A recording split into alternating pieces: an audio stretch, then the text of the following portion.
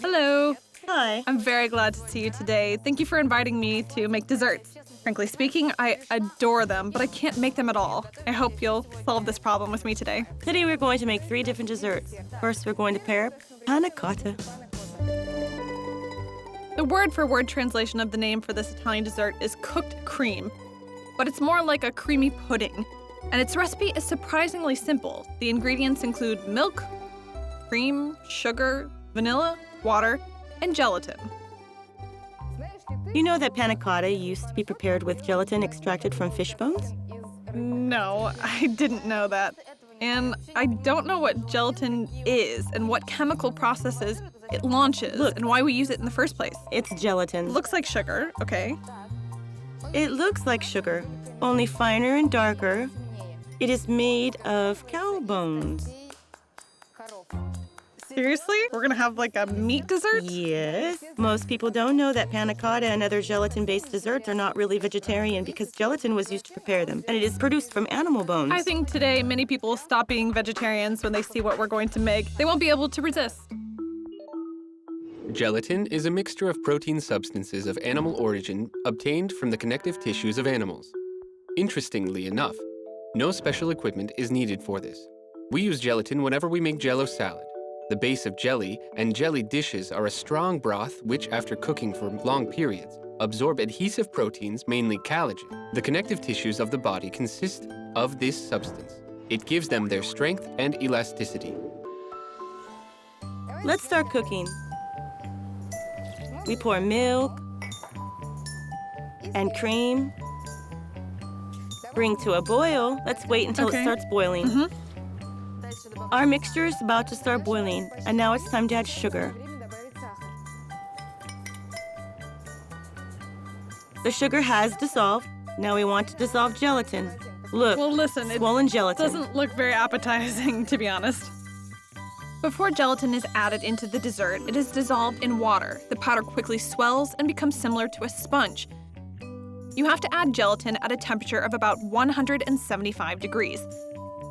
This will allow you to get a uniform mixture, but gelatin should not be brought to a boil, otherwise it will lose its cohesive properties.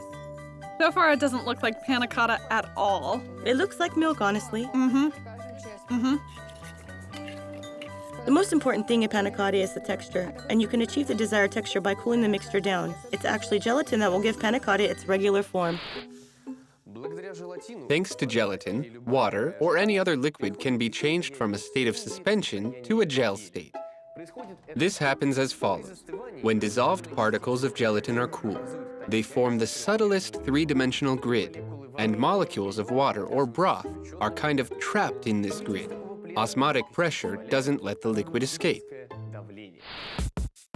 Gelatin stiffens at low temperatures. For sweet milk to become panna cotta, the mixture must be allowed to sit in the refrigerator for several hours.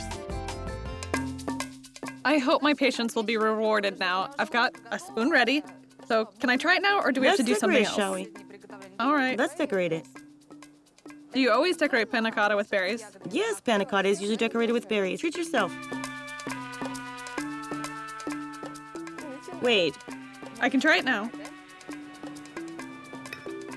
You know, I'm surprised that the mixture really truly changed its texture. It's very firm now. I don't know much about making such delicious things, but it looks like a miracle to me.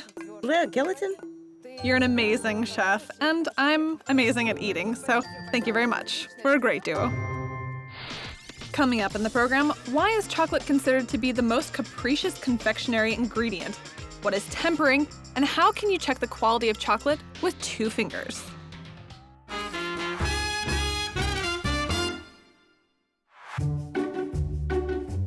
To learn how to cook with chocolate properly, I went to a confectionery. Here, they know all the subtleties of working with this capricious ingredient. Now, to learn more about chocolate, I've come to the confectionery that specializes in brownies. Well, I hope you will tell me all the secrets about this delicious, sweet, and warm dessert. Hi, thank you for inviting me into your kitchen today. Well, in fact, you are in a mono confectionery.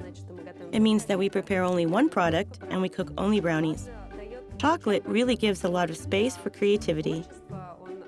It has a completely indefinite number of ingredients and textures that can go with it. Chocolate consists of cocoa powder, cocoa butter, and sugar. To mix all these ingredients, you need to heat them first. But after cooling, this mixture won't just turn into a crunchy bar of chocolate. In melted chocolate, fatty acid molecules of cocoa butter are located randomly and are in constant motion. If we cool the chocolate without observing special rules, the molecules form a loose structure of unstable crystals. To make high-quality chocolate, it is necessary to carry out the process of tempering, heating, and cooling. This is one of the ways to form the right crystalline lattice. Another way of getting a proper crystalline lattice is to put a bar of chocolate in with the mixture at a certain temperature. The bar will become the center of crystallization, in other words, a sample for the formation of the lattice. The formation of sodium acetate crystals is a clear example of this process. Here I have a glass of a concentrated solution of this liquid. And now I'm going to submerge this stick covered in sodium acetate crystals into the glass.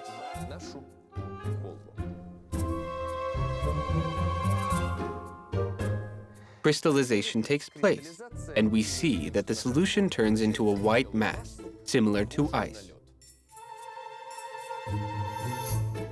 The glass became hot because a lot of heat was produced during the process of crystallization. By the way, the concept of a sodium acetate heating pad is based on this property. Thank you, Alexander. Now we know everything about the structure of chocolate, and we can start baking brownies. Now we are going to cook a brownie of milk chocolate.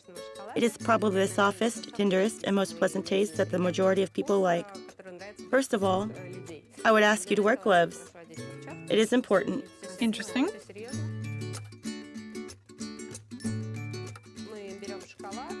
We take chocolate and... This is milk chocolate. Yes, it is milk chocolate, which is specially prepared in the form of coins. The shape makes it very easy to measure the right amount of chocolate for a particular dish.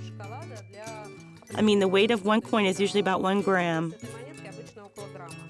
Chocolate coins would be a great currency for me. In order for these sweet coins to mix with other ingredients, they must be melted. We're going to heat the milk chocolate up to 130 degrees. We need to mix butter and chocolate. Then we're going to melt it in a heated bath. We use the heated bath to avoid overheating of chocolate so that it won't be clotted. If we just put it on a stove, it would be just full of lumps. While our chocolate is in the heated bath, let's prepare the base for the brownie. It includes eggs, burnt sugar, and cognac. Alcohol will evaporate when we start to heat it, but the dish will have a spicy aroma due to it. We also need top-grade flour, cacao, and a little salt. It works in sweet desserts as a flavor enhancer. Well, the base is ready. We only have to add melted chocolate. And now we need to mix all the ingredients together. This is going to be interesting now as we have 2 liquids, batter and melted chocolate, and now we are going to mix them together. Due to 2 different processes occurring in both liquids, the new mixture thickens. Because the batter cools the chocolate down, it becomes thick since the butter's temperature is getting lower. At the same time, gluten in flour increases the stability of the butter. It's important to mix the batter for several minutes. After that, you can pour it into the pan and put it in the oven. The chocolate dessert will be baked for 20 minutes. Well, there's only a few minutes left before we can finally taste our delicious brownies. No, Ekaterina, we won't get to taste it because the brownie needs to acquire the desired texture. It'll take about 4 hours. Our dessert will cool down and harden while the crystallization of chocolate is taking place. Afterwards, we'll be able to cut the brownies. What am I supposed to do then? Well, especially for you, I have baked and cut another brownie, which we can now embellish with caramel, decorate with nuts, and you can try it. A parting gift that I am happy to take. Thank you. Here they decided to experiment not only with the texture, but also with different flavors. She decorated the brownie with walnut and soft, salty caramel. When your taste buds sense salt, they start sensing the sweetness in a new way. So it becomes stronger and flavorful.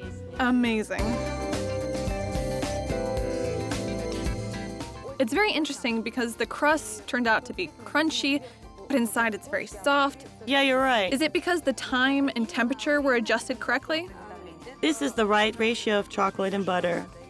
I mean, they're half chocolate candies. And the right process of cooking. Half chocolate candies, are you sure? It's much better than chocolate candies. Thank you. We're only halfway through the program, and I've already learned how to cook 2 amazing desserts. Have you learned anything about chocolate's molecular lattice? I have. Moreover, I now know how to spot whether a chocolate bar has been tempered correctly or not, and I can do it with 2 fingers. So we won't need any laboratory equipment. No, it's you who will deal with all of that. Look, just take the chocolate bar, squeeze it, and there are no fingerprints left. It means that the bar is of high quality. See?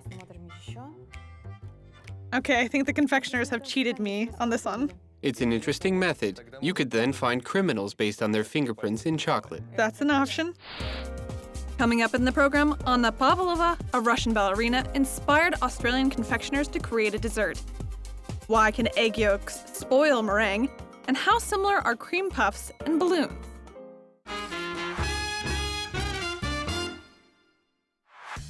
I'm going back to see Yeva. It's time to cook the 3rd dessert, and this will be a light Pavlova dessert. Okay, let's proceed to our next dessert, which was named after a famous woman. This woman was a ballerina.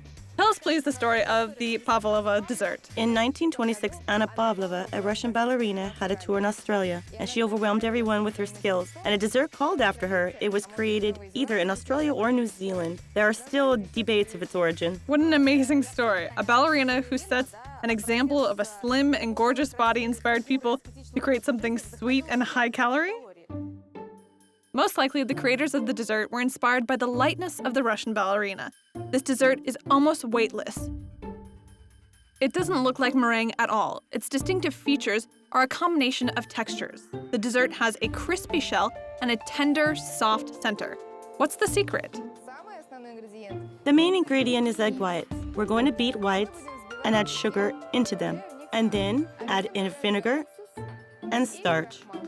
Does it really take only 4 ingredients to make meringue? It's that simple?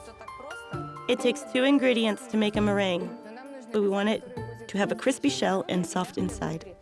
We start the preparation of the dessert by separating egg whites from yolks. This must be done with great precision.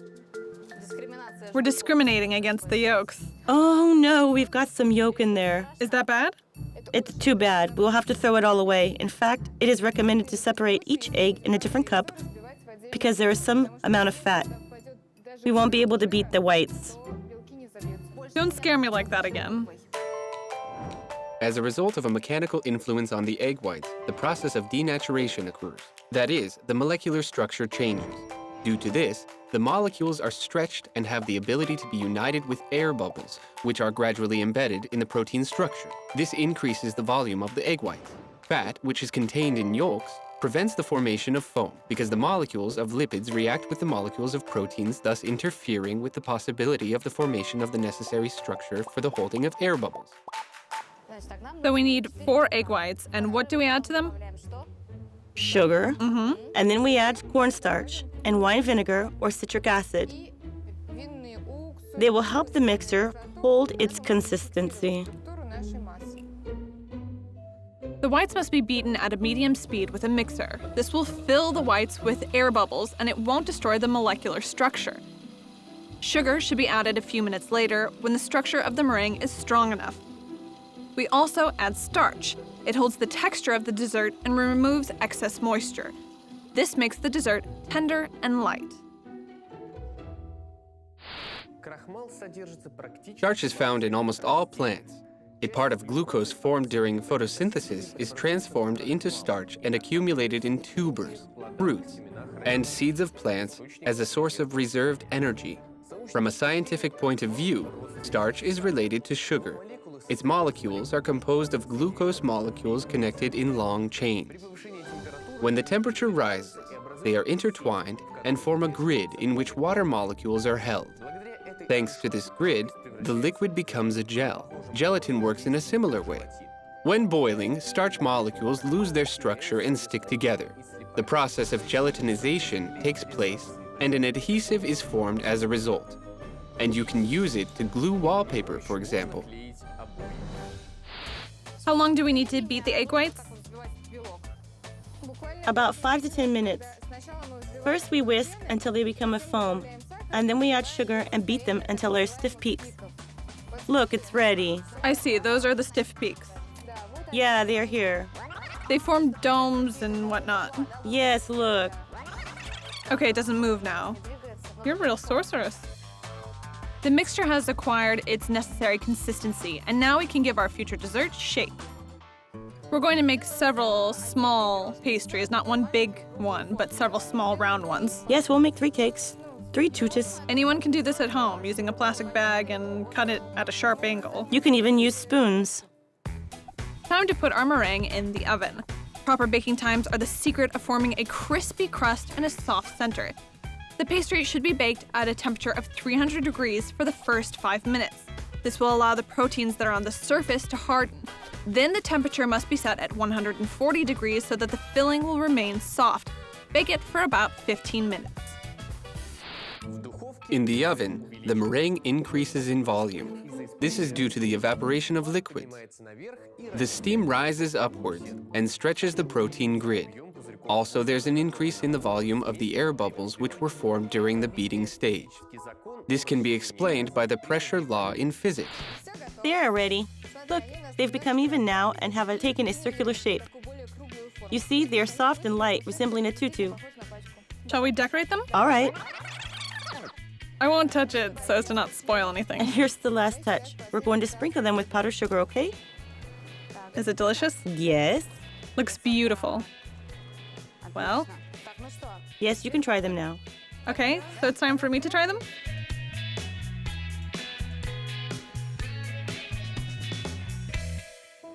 Well, look at these Pavlova cakes.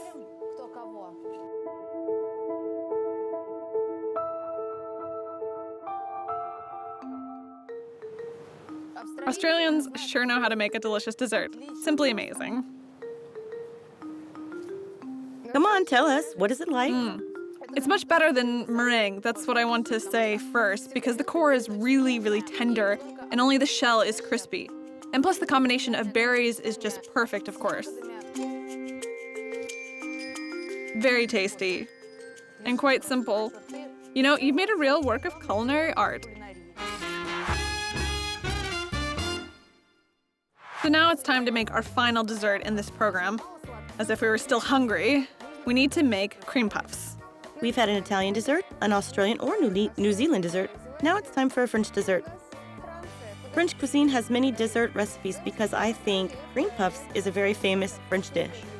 But many people don't know that all cream puffs are sweet. Some of them are not sweet at all.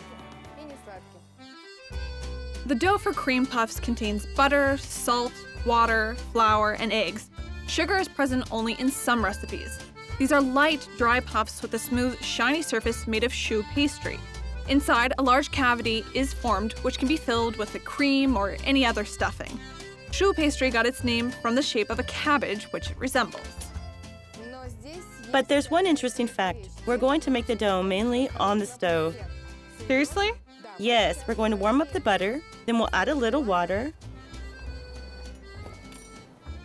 And then when it's all warmed up, we add flour. So-called strong flour, which has a high gluten content, will be required for making choux pastry. It gives dense and elastic dough. It can stretch if the volume of the cake is increasing when it's being baked. Actually, thanks to the method of preparation, this hole appears during the baking process. To make it appear, we have to add flour in the hot mass. Thus, we leave gluten in the hot mixture for some time and do not let it act the same way as it usually does. To get the right consistency for choux dough, we need to heat flour, butter, and salt. When it starts to boil, the starch will be gelatinized, and as a result, the gluten will harden even in the raw dough. You see, when it starts to boil, the flour is mixed with the other ingredients, and we get a substance similar to some adhesive. Finally, the dough is ready. Now we can put it in the mixer and add eggs to prepare it for baking. Eggs should only be added to the dough when it's had time to cool down to 140 degrees. Otherwise, they will clot and the cake won't increase in volume. The humidity of the choux dough is very high, so the cakes are molded only with the help of a pastry bag. Okay, it looks like we're getting close to the end. Should we put our cream puffs on the baking sheet? Yes, I suggest making 6 big cream puffs. Only 6 big ones? 5 for you, 1 for me. Great. Great. You're a very fair person, you know? At least you can share things. Yes, you just don't know how big these cream puffs are going to be. They'll increase 4 times, or maybe even... The same fate awaits my body.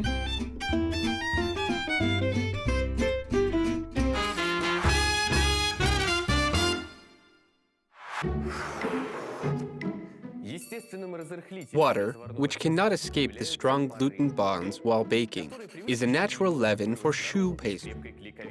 It keeps the accumulated air inside, like a balloon. While baking, a dense crust is formed on the surface of the pastry through which vapors and gases cannot pass. Under their pressure, the dough is pressed against the walls of the cake. The pastry increases in volume, and inside a cavity is formed which can then be filled with cream or any other stuffing. Never open the oven early when baking choux pastry. Because of the extreme temperature difference, the unbaked crust will crack and the steam will burst out, ruining your dessert.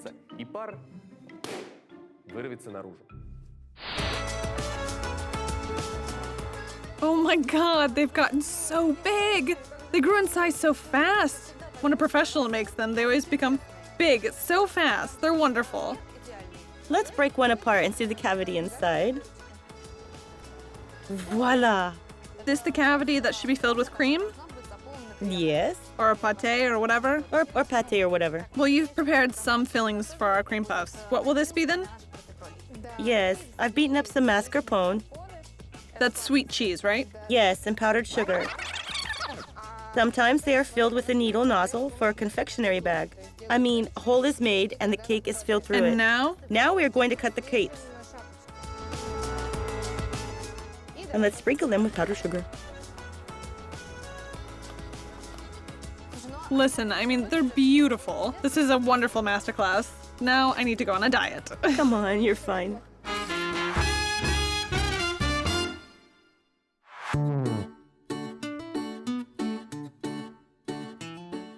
Well, I've brought you something sweet today. I brought you the dessert that we prepared at the masterclass, so help yourself. Honestly, I've been waiting for these for a very long time, but I'm afraid I can't eat them. They're simply too beautiful. Well, you can keep them as souvenirs. And that's not all. I made you some hot chocolate as well. This time I knew how to make it. Wonderful. By the way, I want to experiment with various textures, with contrast, so I'll add some marshmallow in there. I'm certainly not going to be able to save this as a souvenir. It smells too tasty and too appetizing. We'll try it. Yummy. And you know, this is the first time I've ever wanted to take pictures of food before I ate it. Don't forget to tag me if you post the picture. No question about it. We'll get lots of likes. Thousands of likes.